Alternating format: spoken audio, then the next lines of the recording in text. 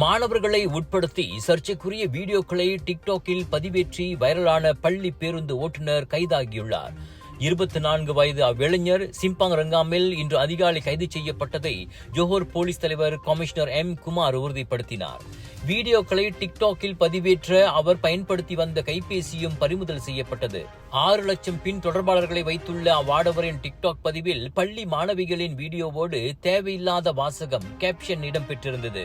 Harini crush கி தப்வாட் homework என்ற இடத்திற்கு சற்றும் பொருந்தாத வாசகத்தை அவர் வைத்துள்ளதால் எக்ஸ் தளம் வரை நெட்டிசன்கள் கொதித்து வருகின்றனர்.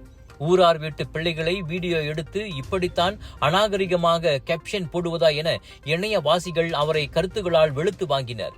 இது மகளிர் குடும்ப சமூக மேம்பாட்டுத்துறை அமைச்சர் டத்துஸ்ரீ நான்சி ஷுக்ரி வரை சென்றுவிட்டது.